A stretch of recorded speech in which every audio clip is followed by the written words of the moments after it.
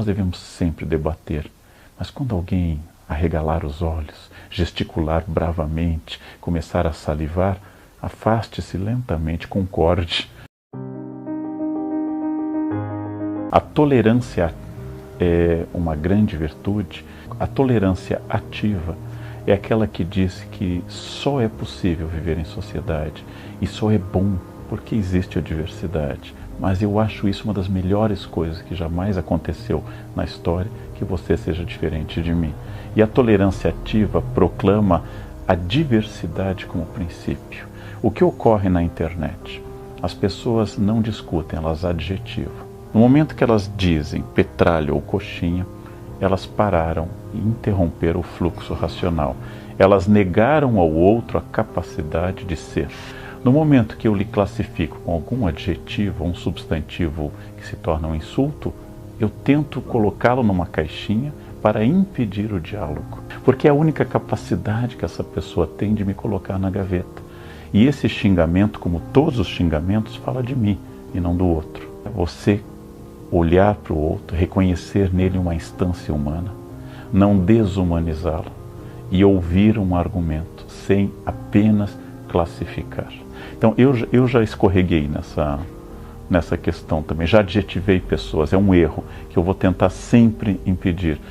É preciso ouvir. Ouvir é uma ideia. Eu cheguei a brincar sobre a opinião, é uma metáfora que tem alguma vulgaridade, mas muita eficácia. Opinião é como uma parte específica do seu corpo, normalmente vista como o ponto final da digestão. Você pode dar, é seu, dê à vontade, mas não é obrigatório dar todo dia. E tem que perguntar se a pessoa quer também. Não dê como princípio, dê como amor, como prazer, e não como princípio. Não precisa ter opinião sempre.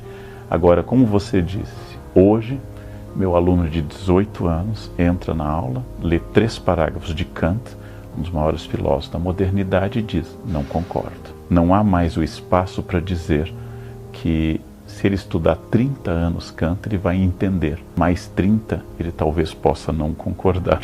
A internet faz uma confusão que está na base de todo este problema. As pessoas confundem acesso a dados com formação. Informação com formação. O fato de tudo estar na internet não me torna nem médico, nem historiador. O fato de eu ter aberto uma conta no Facebook não me torna especialista em direito constitucional, nem capaz de emitir uma opinião claríssima sobre a Constituição de 1988, que divide até especialistas. O fato de toda a literatura ocidental estar hoje na internet não me torna um escritor, nem sequer um bom leitor. Então as pessoas acham que a informação está ao lado da formação. E a todo instante elas dizem: os historiadores não sabem nada. É verdade, os historiadores sabem muito pouco. Mas certamente alguém que fez graduação, mestrado, doutorado, pós-doutorado na área, talvez saiba 0,001 a mais que você. Os médicos não sabem nada.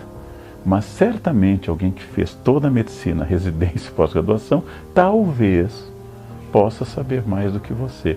Nós não aceitamos mais hierarquia de conhecimento. E isto é uma pena. Atrás do ódio existe sempre muito medo. As pessoas com medo são agressivas. Atrás de uma pessoa que não tolera a sua opinião, existe alguém que tem um temor imenso que o seu mundo, ou que ele imagina que seja o seu mundo, desabe.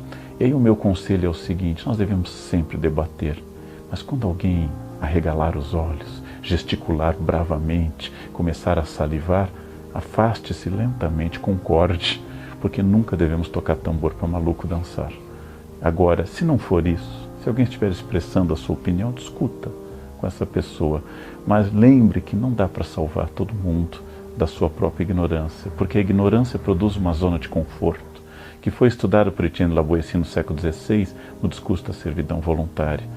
Não há nada mais agradável do que abrir mão da capacidade de raciocinar em torno de uma ideia fundamentalista, religiosa, de uma dieta específica, de uma seita, de um grupo. Ela produz em mim a total liberdade, porque eu paro de precisar escolher.